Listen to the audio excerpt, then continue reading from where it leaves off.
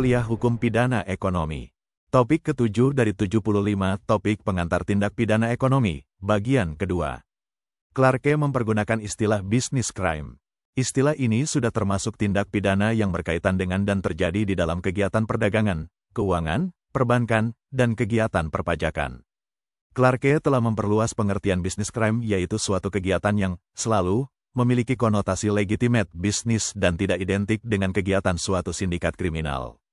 Clarke membedakan secara tegas kegiatan termasuk business crime di satu pihak dengan kegiatan yang dilakukan oleh sindikat kriminal yang juga bergerak di dalam kegiatan perdagangan. Clarke mengungkapkan dan menyebutkan dua wajah khas dari suatu business crime, yaitu pertama, suatu keadaan legitimatif untuk melaksanakan kegiatannya yang bersifat eksploitasi, dan kedua, suatu akibat khas ialah sifat contestability dari kegiatannya dalam arti kegiatan yang dipandang legal menurut undang-undang masih dapat diperdebatkan oleh para pelakunya.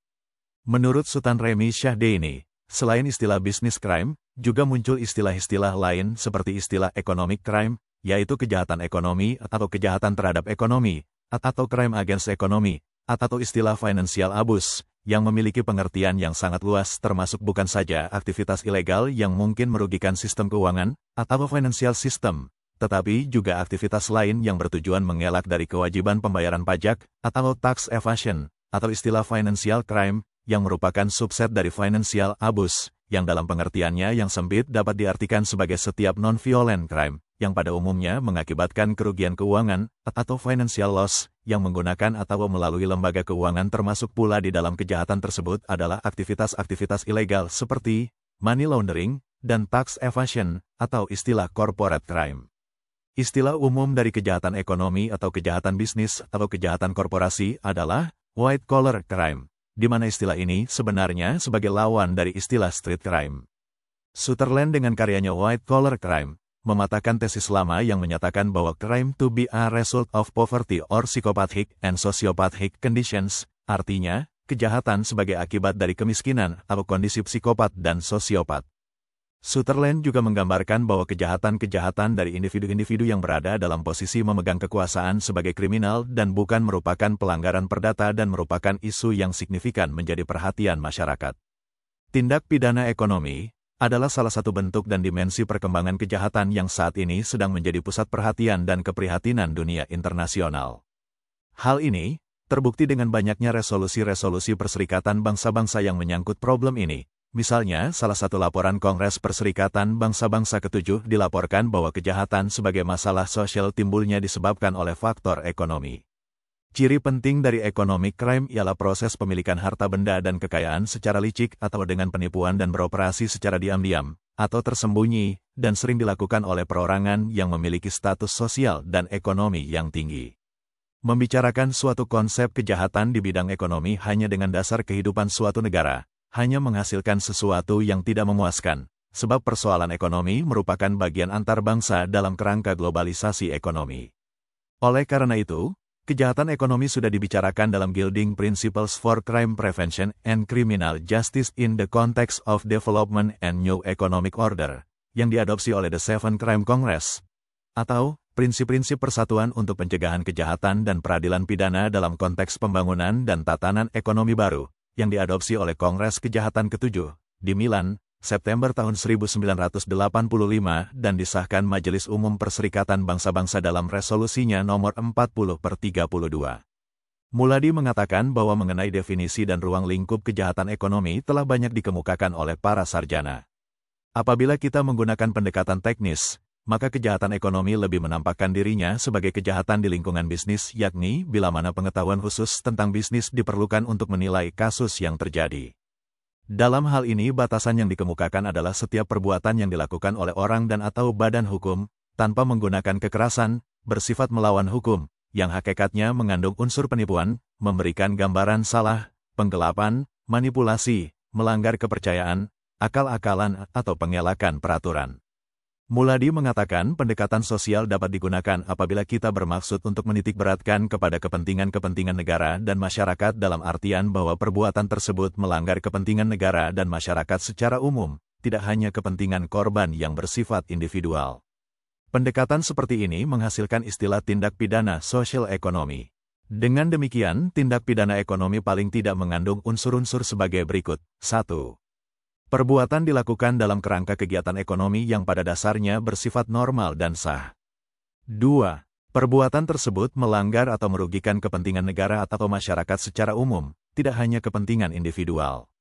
3. Perbuatan itu mencakup pula perbuatan di lingkungan bisnis yang merugikan perusahaan lain atau individu lain. Berikut ini pendapat beberapa pakar mengenai arti istilah business crime, yaitu, menurut Braithwaite, business crime as conduct of corporation, or individuals acting on behalf of the corporation, that is proscribed by law, artinya, tindak pidana bisnis adalah perbuatan korporasi, atau perseorangan yang bertindak atas nama korporasi, yang dilarang oleh undang-undang. Clarke, Michael, business crime is misconduct that take place in a business environment or in the course of legitimate business, artinya, kejahatan bisnis sebagai perbuatan salah yang terjadi dalam lingkungan bisnis atau dalam kegiatan bisnis yang sah. Schreger dan Schott, 1978, Corporate crime as the illegal acts of commission or commission of an individual or group of individuals in a legitimate formal organization in accordance with the operational goals of the organization, artinya, kejahatan korporasi sebagai perbuatan melawan hukum yang dilakukan atau dilakukan oleh seseorang atau sekelompok orang dalam suatu organisasi formal yang sah sesuai dengan tujuan operasional organisasi. Shapiro, 1976, Corporate crime is committed by organization or by collectivities of discrete individuals. Artinya, kejahatan korporasi dilakukan oleh organisasi atau oleh kolektivitas individu yang tidak bertanggung jawab. Marshall B. Klinert and Peter C. Yeager, a corporate crime is any act committed by corporations that is punished by the state, regardless of whether it is punished under administrative, civil, or criminal law. Artinya kejahatan korporasi adalah setiap tindakan yang dilakukan oleh korporasi yang dapat dijatuhi hukuman apakah itu melalui hukum administrasi, hukum perdata, maupun hukum pidana. Andena S. Johannes, 1983, memberikan pemahaman mengenai economic crime sebagai any non-violent, illegal activity which principally involves deceit, misrepresentation, concealment, manipulation, breach of trust, subterfuge or illegal circumvention. Artinya, segala aktivitas ilegal dan tidak disertai kekerasan yang pada prinsipnya melibatkan penipuan, penafsiran keliru, penyembunyian, manipulasi, pelanggaran kepercayaan, akal-akalan, atau pengelakan ilegal. Johannes Andena S. 1983, juga mengemukakan karakteristik dari kejahatan ekonomi, yang mengandung 3 elemen, diterjemahkan, ialah a. Pelanggaran ekonomi adalah pelanggaran yang dilakukan dalam rangka kegiatan ekonomi, yang merupakan, atau setidaknya berpura-pura, merupakan kegiatan bisnis yang wajar dan sah. Hal ini tidak termasuk dalam konsep ekonomi yang ilegal, seperti perjudian ilegal, perdagangan narkotika, atau prostitusi terorganisir. B. Tindak pidana ekonomi adalah tindak pidana yang merugikan kepentingan negara atau masyarakat pada umumnya, tidak hanya korban perseorangan. Kejahatan ekonomi adalah kejahatan bisnis, namun tidak semua kejahatan bisnis adalah kejahatan ekonomi dalam pengertian ini. Kasus penipuan atau penggelapan biasa tidak termasuk. C. Kejahatan ekonomi termasuk juga pelanggaran yang dilakukan dalam kehidupan bisnis terhadap perusahaan bisnis lain atau terhadap individu, atau setidaknya beberapa jenis pelanggaran tersebut. Dalam tindak pidana ekonomi nampak aspek bidang hukum ialah aspek hukum perdata, aspek hukum administrasi dan aspek hukum pidana. Untuk menentukan adanya aspek hukum pidana haruslah dilihat dengan menggunakan parameter yang mengandung nuansa hukum pidana seperti kecurangan, atau deceit, manipulasi, atau manipulation, penyesatan, atau misrepresentation, penyembunyian kenyataan, atau concealment of facts, pelanggaran kepercayaan, atau breach of facts, akal-akalan, atau subterfuge, atau pengelakan peraturan, atau illegal circumvention. Edmund Wekic dalam artikelnya berjudul Economic Crime yang dimuat dalam Encyclopedia of Crime and Justice, halaman 670-678, mengemukakan bahwa economic crime as crime undertaken for economic motives, artinya kejahatan ekonomi sebagai kejahatan yang dilakukan dengan motif atau tujuan-tujuan ekonomi. Beliau juga mendefinisikan economic crime as criminal activity with significant similarities to the economic activity of normal, Non-kriminal bisnis, atau kejahatan ekonomi sebagai aktivitas kriminal dengan kesamaan yang signifikan dengan aktivitas ekonomi yang norma, non-kriminal bisnis. Ada dua corak dari economic crime, ialah a. Consist of crime committed by businessman as an adjunct to their regular business activities. Artinya terdiri dari kejahatan yang dilakukan oleh pengusaha sebagai tambahan terhadap kegiatan usaha sehari-harinya. Kejahatan-kejahatan yang dilakukan oleh para pelaku bisnis sebagai tambahan kegiatan bisnis mereka yang tetap. Penguasa mempunyai tanggung jawab atas pemberian kesempatan kepadanya untuk melakukan penggelapan, pelanggaran peraturan-peraturan yang berhubungan dengan kegiatan usahanya, atau mengelak pembayaran pajak. Corak kejahatan ekonomi ini disebut white-collar crime. B. The provision of illegal goods and services in an illegal manner.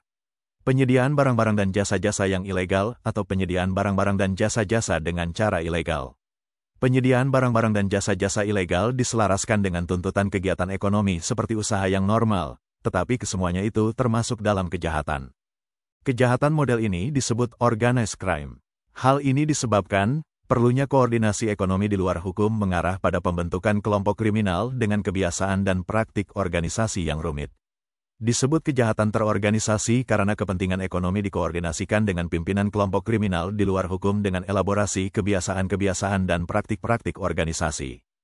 Kitch, 1983, mengemukakan bahwa kejahatan ekonomi atau economic crime memiliki 3 ciri yang menjadikannya sebagai special interest, ialah a. The economic crime adopt methods of operation that are difficult to distinguish from normal commercial behavior. Kejahatan ekonomi dilakukan menggunakan metode atau cara yang sulit membedakannya dengan perilaku komersial yang normal. B. Economic crime may involve the participation of economically successful individual of otherwise upright community standing. Kejahatan ekonomi bisa melibatkan partisipasi dari individu-individu yang sukses di bidang ekonomi, partisipasi individu-individu yang mempunyai status yang bagus dalam masyarakat. C. Many economic crimes present special challenges to prosecutors, to the criminal justice system, and to civil liberties. Banyak kejahatan ekonomi menghadirkan tantangan khusus terhadap penuntut umum, terhadap sistem peradilan pidana, dan terhadap kebebasan perorangan. Di dalam literatur dijumpai istilah-istilah kejahatan yang berhubungan dengan korporasi, namun memiliki pengertian yang berbeda, yaitu 1. Crimes for corporations, 2. Crime against corporations, dan 3. Criminal corporation. Crime for corporation, ini merupakan kejahatan korporasi sehingga dapat dikatakan bahwa corporate crime are clearly committed for the corporate and not against. Artinya kejahatan korporasi dilakukan untuk kepentingan korporasi dan bukan sebaliknya. Crime against corporation, atau kejahatan terhadap korporasi sering juga diberi nama dengan sebutan employee crimes, ialah kejahatan yang dilakukan oleh para karyawan terhadap korporasi, seperti penggelapan dana perusahaan oleh pejabat atau karyawan perusahaan. Criminal corporation, ialah korporasi yang sengaja didirikan untuk melakukan kejahatan. Di sini korporasi hanyalah sebagai topeng untuk menyembunyikan wajah asli dari pelaku kejahatan. Itulah topik ke-7 materi kuliah Hukum Pidana Ekonomi, yang disajikan di channel ini untuk membantu para mahasiswa maupun masyarakat awam yang ingin menambah wawasan. Tutorial ini dituturkan dan disubtitelkan agar dapat dibaca sambil didengarkan, atau didengarkan sambil dibaca. Jangan khawatir jika belum langsung paham. Untuk pemahaman yang lebih baik, putar dan dengarkan video ini berulang-ulang. Subscribe dan like, agar Anda mendapatkan update tutorial lainnya. Bagikan juga link video ini, agar teman lain juga mendapatkan tutorial.